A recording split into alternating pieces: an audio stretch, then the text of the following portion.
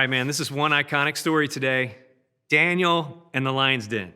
I did a quick search around the web for some pictures and videos of this story. And you know what I found? Like, there's a ton of these videos are cartoons, and the pictures are like cartoony pictures. It's like a kid's story or something. Here's one. Check this out. An angel comes down. You see? He's petting these super cute lions. This is what a lot of people imagine, right? These lions are like little kittens. They're purring and so glad to see Daniel. He's just like happy. And Daniel just loves on him. Another picture I saw was this one. See how the lion is just kind of looking Daniel over?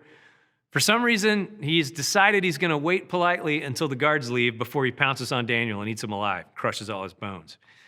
I think it's funny, too, the lion's got his tongue sticking out at Daniel. That's pretty rude, but it's funny. Maybe he's licking his chops. I'm not sure. All right, last one. This one's good because Daniel, he's like Siegfried and Roy here, or maybe the Tiger King. He's teaching the lions how to behave. He's a lion whisperer. He's got them all settled down, listening to his message of love and acceptance. Love and acceptance of humans, right? Seriously, none of these capture the reality of the story. For one thing, Daniel's 80 years old or so by this time, and he's been walking with God for 8 decades. He's seen a lot and lived through a lot. He's also got a pretty high job in the government. As we've been talking about in these episodes, Daniel has been given some really great opportunities, even though he started out as a slave at age 14 or 15. The job he has now is really important. So the leader of the Persian Empire, his name is Darius now, and he set up 120 governors or satraps around various parts of the kingdom, and then he assigns 3 leaders over the 120 governors, and Daniel's one of these leaders. In fact, Darius likes him so much, he was going to make him leader of the entire thing. Well, Darius set up this whole system basically to levy taxes and to guard the kingdom and to balance the budget. And of course, balancing the budget is something that every nation on earth does. They balance their federal budget, all of them, right? Right. Anyway, let's just read the story. This is from Daniel chapter 6. And it pleased Darius to appoint 120 satraps to rule throughout the kingdom with 3 administrators over them, one of whom was Daniel. The satraps were made accountable to the king so that the king wouldn't suffer loss. Now, Daniel so distinguished himself among the administrators and the satraps by his exceptional qualities that the king planned to set him over the whole kingdom. At this, the administrators and the satraps tried to find grounds for charges against Daniel and his conduct of government affairs, but they were unable to do so. They could find no corruption in him because he was trustworthy and neither corrupt nor negligent. And finally, these men said, "We will never find any basis for charges against this man Daniel unless it has something to do with the law of God." Now, these leaders working beside and under Daniel realized he was a really honest guy. And man, they would never, ever be able to promote unless they got him out of the way. Have you ever thought that about a coworker or a boss? They need to kind of go away so you can get their job. Well, don't do what they did. One thing they knew for sure about Daniel is that 3 times a day, every single day, Daniel would open up the window to the upstairs room of his house and he would pray toward Jerusalem every day. So they figured out how to get him in trouble. They basically went to the king and asked him to make a law that anybody who prayed to any god other than Darius would be thrown into the lion's den. And Darius was like, "Yeah, that's an awesome rule. Let's roll. People can only pray to me. I love it." And he signed it into law by executive order. Well, Daniel, he heard about the new law. And it put him in a little bit of a strange place because every single day he prayed with a window open 3 times a day. And everybody knew Daniel was a praying man, so Daniel made a decision of what he would do. Here we go. Starting in verse 10 here, Daniel 6. Now, when Daniel learned that the decree had been published, he went home to his upstairs room while the windows were open towards Jerusalem. 3 times a day, he got on his knees and he prayed, giving thanks to God, just as he had done before. You see, there was no decree that could stop Daniel from being faithful to prayer. I just wonder about my life in this, right? Is if it became illegal to tell people about Jesus or pray in public or meet in Christian gatherings, what would I do? Would I stop doing those things? Daniel shows us here what true civil disobedience looks like. Now, these days, and I got to be careful how I say this, a lot of pastors and Christian leaders, man, they feel like we're under attack as Christians for our faith in these days because of all that church has gone through where we couldn't meet during COVID. And I don't feel like that we're at that point yet. But there will come a day, I'm pretty sure there will come a day where we have to make some tough choices between what the Bible says that we can do and what the government says we can do. And we learn from Daniel in this. Ready? Because Daniel, he wasn't even sort of perplexed by this issue. He prayed with the windows open, even though it was illegal. Verse 11, then these men went as a group, and they found Daniel praying and asking God for help. So they went to the king, and they spoke to him about his royal decree. Did you not publish a decree that during the next 30 days, anyone who prays to any god other than you, your majesty, will be thrown into a lion's den? And Darius, as upset as he was about it, had Daniel thrown into the den of lions. They put a stone over the opening, and Darius sealed it with his own ring. And here's what we know about these lions. And let me fast forward a minute. The next morning, the guys that actually turned Daniel in were thrown into that same lion's den, and before their bodies even reached the floor of the den, they were eaten alive. These lions were hungry and strong and able to tear people to pieces. These were not trained lions. They weren't purring lions. They weren't kittens that you hold and pet. They were ferocious, man-eating lions. And so when Darius sealed the opening with his ring, Daniel was left to be eaten. Well, that night, Darius went home. He didn't eat. He didn't have any entertainment. Man, he was like, he was sad because Daniel, he liked Daniel. And the next morning, Darius, he ran out to the lion's den, hoping that Daniel would be alive, starting in verse 19. At the first light of dawn, the king got up and he hurried down to the lion's den. And when he came near the den, he called to Daniel in an anguished voice, Daniel, servant of the living God, is your God whom you serve continually been able to rescue you from the lions? And Daniel answered, may the king live forever. My God sent his angel and he shut the mouths of the lions. They have not hurt me because I was found innocent in his sight, nor have I ever done anything wrong before you, your majesty. And that's the story. And I love it so much. In just a few minutes, Ben's going to come and he's going to help us apply this story to our lives because it can really be applied to our lives in several ways. But before he does, I want to sing a song. I want to sing a song. Maybe you'll sing along with me. It just talks about the fact that there's nothing that God cannot do. And in the middle of this, what we're talking about in Daniel's life and like the lion's den, and we got some more miracles that are coming up.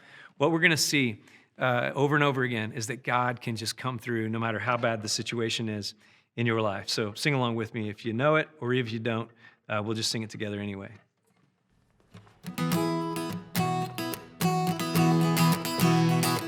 Just one word, you calm the storm that surrounds us.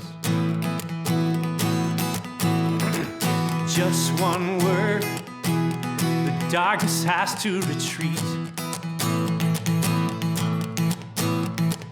Just one touch, I feel the presence around. Just one touch, my eyes were open to see. My heart can't help but believe. There's nothing that our God can't do. There's no mountain that he can't move. Oh, praise the name that makes a way. Oh, there's nothing that our God can't do. Just one word, you heal what's broken inside me. Just one word, and you revive every dream. Just one touch, I feel the power of heaven. Just one touch, my eyes are open to see. My heart can't help but believe. There's nothing that our God can't do. There's no mountain that he can't move. We'll praise the name that makes a way. Oh, there's nothing that our God can't do. There's nothing that our God can't do. There's no prison wall he can't break through. Oh, praise the name that makes a way. Oh, there's nothing that our God can't do. I will believe in greater things There's no power like the power of Jesus. Let faith arise. Let all agree. There's no power like the power of Jesus. I will believe in greater things. There's no power like the power of Jesus. Let faith arise. Let all agree. There's no power like the power. Yeah, you got this. Here we go. We'll believe. I will believe in greater things. There's no power like the power of Jesus. Let faith arise. Let all agree. There's no power like his power. There's nothing that our God can't do. There's no mountain that he can move. Oh, praise the name that makes a way. Oh, there's nothing that our God can't do. Oh, there's nothing that our God can't do. There's no prison wall he can't break through. Oh, praise the name that makes a way. Oh, there's nothing that our God can't do. Oh, there's nothing that our God can't do.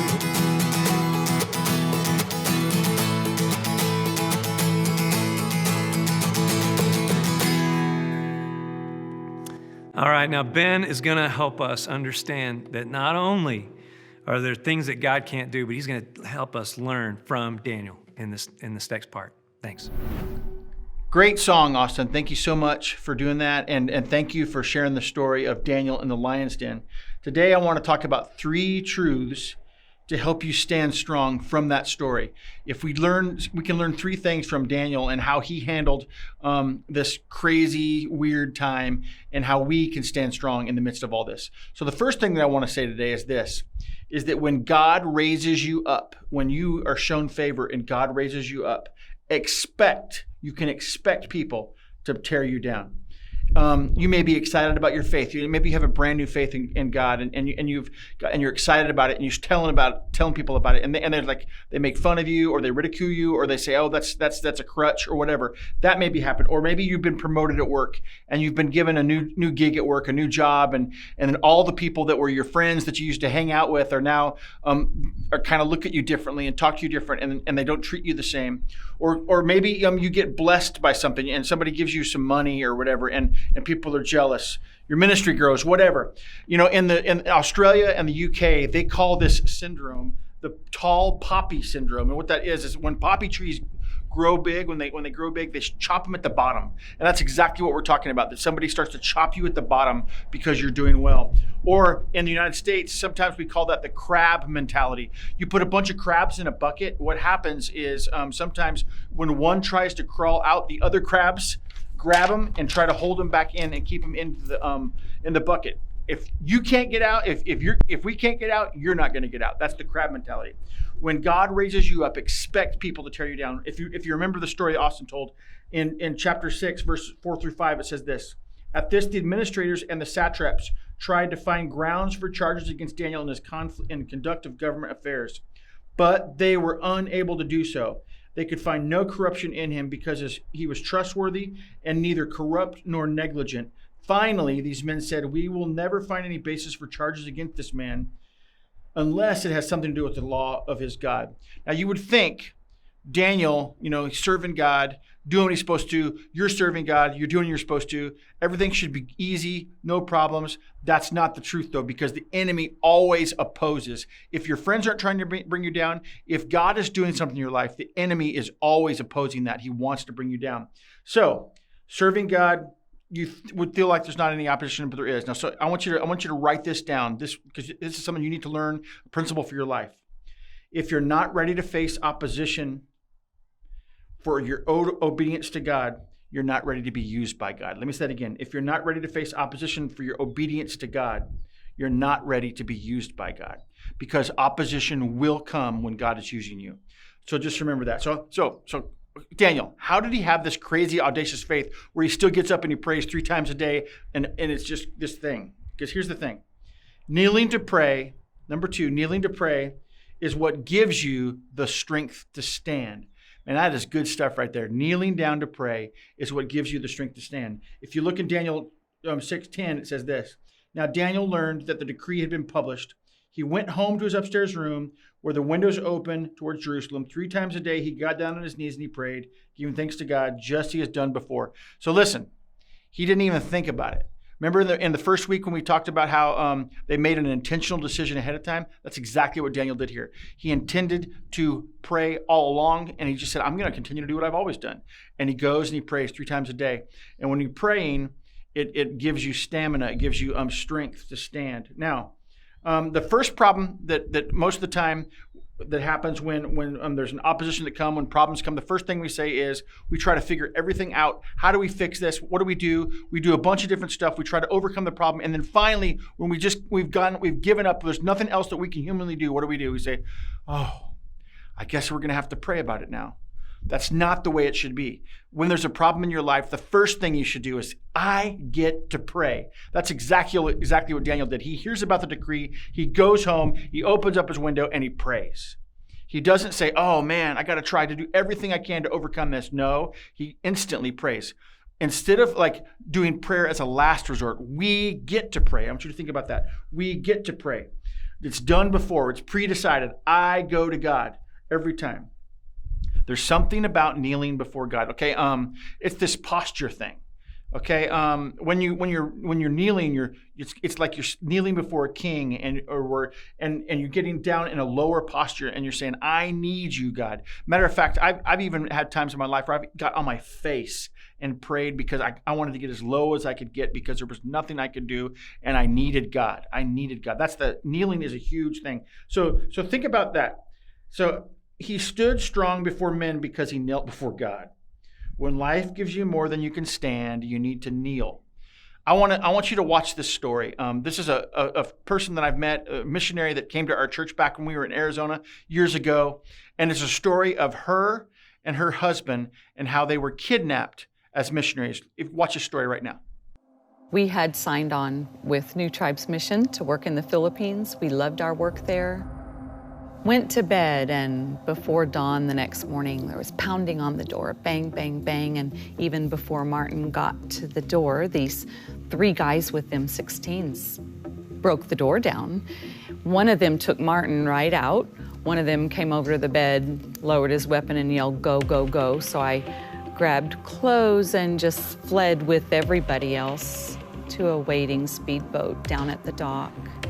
And as we pulled away from the dock, they yelled, "Allah Akbar, Allah Akbar." And that's when we knew who had us. Everybody in the Philippines knows who the Abu Sayyaf are. Militant Muslims, and they've declared jihad down there, and we knew we were in big trouble. We would we would hike up and down mountains, through rivers, just hike for days and nights on end, weeks, just totally exhausted. And I thought, I'm just wishing my life away. Just hoping to make it through one more day. And week 10, I just had this crisis of faith. If God loved me, I wouldn't be where I was.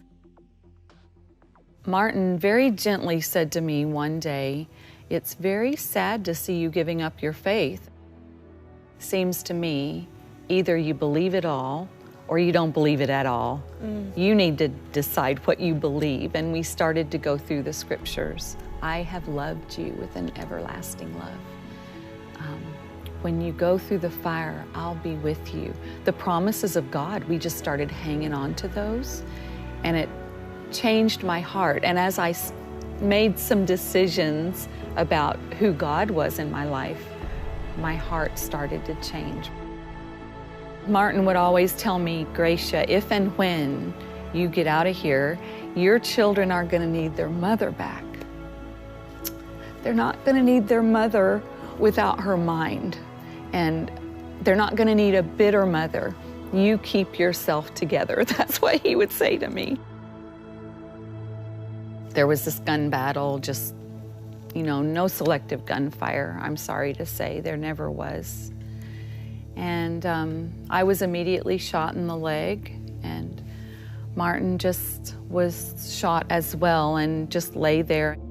The Abu Sayyaf retreated down the river, and the military came over the hill and dragged me to the top of the hill, and I looked back at Martin and he was white, and that's when I knew he was dead. And they called a helicopter and it lifted me out of there, and the same God that kept me going for a year, I just knew. I knew he was going to keep me going through life. And he has. He's faithful.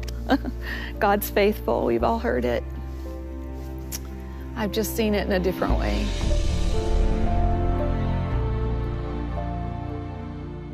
Man, that is a crazy, crazy story. When she came to the church, she didn't just talk for 3 or 4 minutes. She spoke for the whole hour, and she could have spoken for several more hours, and we would have been locked in, riveted, because what a story. And I'll never forget what she said in the middle of this in this day when speaking to us, and she said, "The only thing that got me through," she said it just like this, "the only thing that got me through this whole time was prayer." She said, "My husband and I, there would be times when we walked all day long, or maybe for 2 or 3 days, because we were just always on the move. There were days that we would walk and walk and walk in captivity for this whole year." And she says, we would walk and we would talk and we would pray. And it was like God was standing there with us. The only thing that got her through was to pray. You know, here's the thing. This Daniel story is not a Disney story. It's not a Disney movie that's like, woo, right? This is a crazy story with a gruesome, gruesome ending. I can't promise you that if you are doing things and there's a problem and you're praying, you're seeking God and you're kneeling, and I can't promise you when you stand up and God's doing something, I can't promise you that it's all going to end rosy and it's going to end up as a Disney story. But there's one thing I can promise you. When you do what's right, when you do the right thing, when you obey God, when you do what's right, you can always trust God with the results. That's exactly what the Burnhams did when they were out in the jungles, the Philippines for that year. All they could do was trust God and hold tight and hold on to him. And after a year, it didn't end the way they thought it would. It wasn't a great ending. Now, she was freed, but she was shot in the leg and her husband died. It wasn't a great ending. It's not the same as Daniel's story. And you know what? When Daniel was praying and when Daniel was trusting God and when Daniel was doing everything, it wasn't guaranteed that God was going to come through then, but Daniel did it anyways, and he trusted God for the results. So, 80 years old, God has been faithful to Daniel. Daniel will be faithful to God.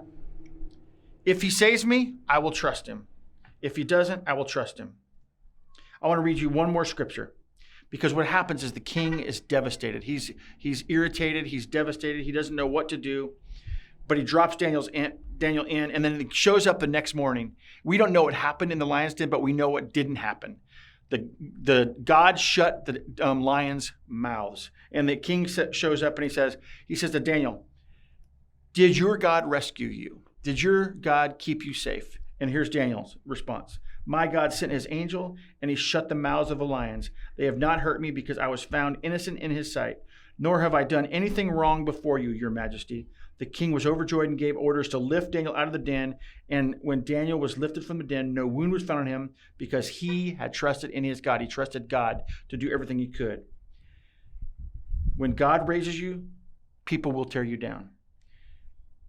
Kneel to pray, and it will give you strength. Do what's right. Trust God with results, because greater is he who is in me than he is in the world. The battle is not against flesh and blood. It's not against people around you. It's the enemy, and we can always trust God. If you are not ready to face opposition for your obedience to God, you are not ready to be used by God. Wow, that's really convicting.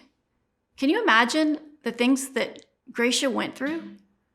I'm so thankful for her life and for her desire to share her story. And as always, we are thankful that you are here today. If you're watching this live on Sunday and have a prayer need, just hit the prayer tab and someone will join you in a private chat. If you're watching this later in the week, we would love to hear from you and pray for any needs that you may have this week. Just go to commongroundonline.org/prayer. And kids, all kindergarten through 5th grade, Miss Chelsea is waiting for you to join her right now for a great kids lesson. The Zoom link is on your screen. Have a great week, everyone, and we'll see you next Sunday.